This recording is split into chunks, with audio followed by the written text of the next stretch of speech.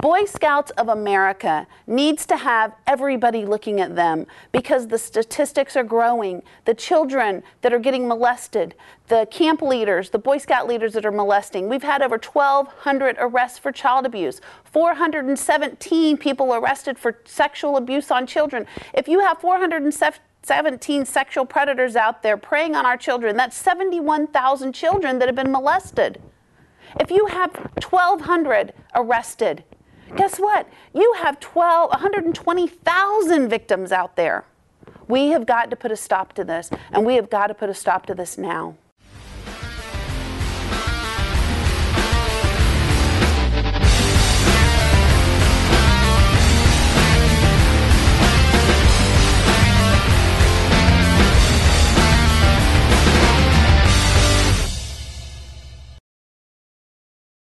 Well, one of the things that has surprised me is I've talked about the Boy Scout scandal and the tragedy on national radio every day.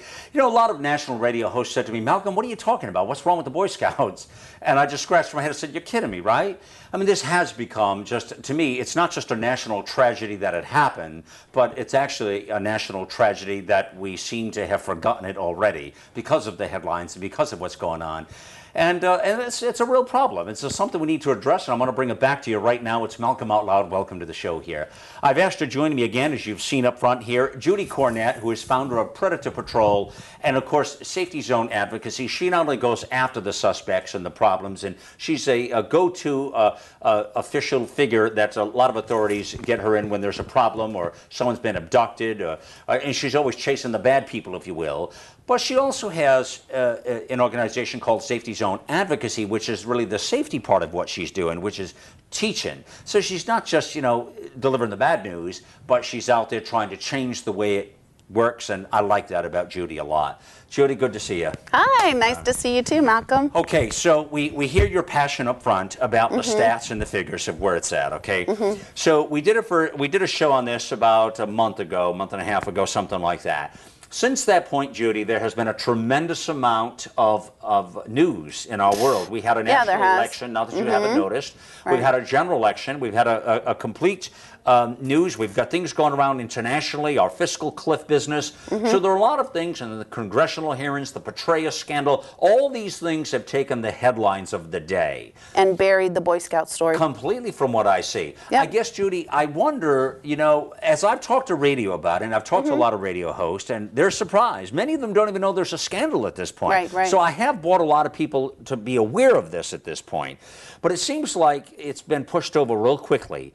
Are you surprised by that, Judy? No, not at all. Out of sight, out of mind. Yeah. You know, it's not the topic of the day anymore. I mean, there are still a lot of networks that are doing the stories, but they're doing it locally. We're not taking these stories any longer and bringing them up to the upper networks. Right. The networks now are focusing on the politics, like you said, Petraeus and Libya and just so many other things that are going on, that the Boy Scouts has just kind of been squashed. Right. They're letting the local people handle it. Well, that is not what we need. We still need to bring it up to this level because it's this important. Right. All right, so let's look at the stats a moment again. Now, I want to, I'm only seeing, like you, little dribs and drabs. When you go to the internet, though, and you search by certain terms on Google or Bing, whatever, you'll find there's millions of responses. The stories never end. Millions. You know, I started a site on Facebook about the Boy Scouts and putting all of their news stories on there. I can't keep it going. Every day there's another story. Every day there's another 2 or 3 stories. And you keep there's another there. arrest. Yeah. Okay. I mean, they have like 1,200 Boy Scout volunteers, workers, camp counselors that were arrested for child abuse. All right, so hold on a moment. So at this point, the latest stats that you have are about 1,200. Some are leaders or people that worked within the camp or what have you, volunteers, whatever. But that's the latest number, right? That have been arrested. Then there's another story, and that includes child abuse. It doesn't say sexual abuse. So child abuse could be other things as well. I don't know what they exactly are. But if there is 1,200 that were arrested for that, Malcolm, how many children are there? Right. Even if there was 1,200 children that were hurt by 1,200 counselors. But what you've told me and what I understand now, and I want everybody to understand now here, that the histories and the track shows, Judy, that it's not just one perpetrator going after one child. Right. The stats, and you quote somebody quite frequently. Anna Salter. She's amazing. Who was on my radio show. Yeah, she was on the show. She wrote a book. She wrote several books. One is called Predators. And in in her book, she says that sex offenders have an average of 171 victims in their lifetime. All right, so we're talking the average, she says, this expert, 170, that's crazy. There was one that had 231. In their lifetime? Yeah. So with the Boy Scouts, even say 100, if we have 1,200 of these guys arrested, and there's 100 children out there that were molested by them, that's 12,000. That's right, kids, right? But then there's another story I read where they said more than 417 Boy Scout leaders were arrested for sexual abuse. Right. Okay, if there's 421 times 100, times 171. Are you kidding? All right, so Judy, obviously it's a scandal. It's a national tragedy. I believe it absolutely is. The fact of the matter is, as I've done with you through my radio times, I go after these folks every chance I can. I absolutely support you. And as I say to national radio about you all the time, Judy Cornett, she's a national crusader about this stuff, man. Thank you. She is somebody out on the front lines, not just going after the bad boys and stuff, but she's absolutely teaching people how to. You said something interesting to me some time ago, and I've shared it with many others. And I've asked you, what can people do about it? What can Mr. and Mrs. Public do about it? They're kids. Right. And you said to me early on, Malcolm, if you have children, it's your responsibility to get involved with the kids' activities. I remember that conversation. Don't send them out, because here's what happens, Judy. You send your kid out to church, you think everything's fine with the priest. You send your kid out to school, nothing would happen with the teacher. You send your kid out to the football coach, Penn State, nothing's going to happen. You send your kid out to the boys, what the hell could happen at the Boy Scouts? Right. These are the people that we trust.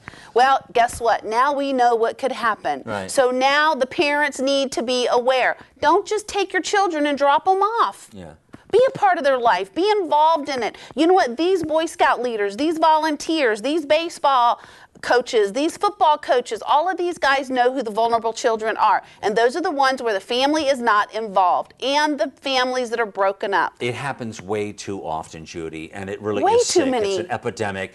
I get nervous with my own two, as you know, that are 9 and 10. And I just get, I don't trust anything, Judy. I don't care who it is. I don't trust them. A lot of people don't know, Judy, and not to take this on, I want to stay on the Boy Scouts, but that you yourself had a personal crisis with this. This impacted your life, which is why your family, which is why you are the crusader. It happened to your son. A long time, but we haven't told this story in a long time. How many years ago was it, please? It was in 1992. So what would that be? 20 years ago. 21 years ago. 20, wow. Yeah. And so, and he went through a bit, he was abducted. And it was a bad situation. And while he was out riding his bicycle. Innocently enough. And something that a parent would be, Exactly. It happens all the time. They go 3 houses down. And he was how old? 11. 11 years old. Same age. Same age. 11 years old. Just about 10, 11. And at that point, now he lived. A lot of them don't. He survived, but his life was never the same. Never. He went through the guy planted a demonic seed into my son's soul, and he took that little boy away. He killed my little boy at 11 years old. And even in a worse way. As far as I can see. You know. I love my son today just as I did the day he was born. But he will never be the same. Never be the same. And so this has empowered you to take your mission and this message forward, huh? Well, you know what? I got tired of being sad. I got tired of being mad. I got tired of being angry. I got tired of wanting to kill people. I got tired of being just the woman that was just ready to snap somebody's neck. And I took that energy and I said, I got to do something about it. I've got to help others. I got to stop this vicious cycle. And you do. So that's why I'm here today. You do. And you do that every day. Every time I see you, and the people around you know that you do. Your heart's in the right place. Your mind is in the right place. It's practical. And I know something about you. There's no stone. You'll leave no stone unturned when it comes to something like this. So in regards to the Boy Scouts now, okay, beyond educating people, which is what we've got to educate the masses, as you say, get involved in the extracurricular activities of your child. If it's scouts, is it baseball, if it's soccer, if it's church, if it's whatever, be involved. Don't send your child, for God's sakes, to some place that you don't know. Even as simple as piano lessons. Sit there and listen to your child during piano lessons. See, a lot of people use what do you have to lose? They use this stuff in lieu of babysitting is the problem. Oh, yeah. I'm going to go grocery shopping. Go ahead and do your piano lessons. I'll be back. Oh, do karate. I'm going to go ahead and pay some bills. I'll be back. That's the problem. That's the problem. And then they're left with somebody who's a trusted soul, they think. Yeah. But clearly, Judy, this happens a lot with people who we don't suspect that it should happen with. Exactly. The priest, the scout leader, the teacher, for God's sake. The uncles, the fathers, these the are trusted grandfathers. people. I mean, I wonder how many kids don't tell anybody. I mean, there's such a high percentage, especially boys. Yeah. Boys don't They're talk as often. Right? Well, yeah, because it's a manipulation. Yeah, it's like, it's like, oh my gosh, I love your shirt. It's so nice. Yeah. Oh, your hair. The women do this all the time, don't they, Judy? No, so it's not effective.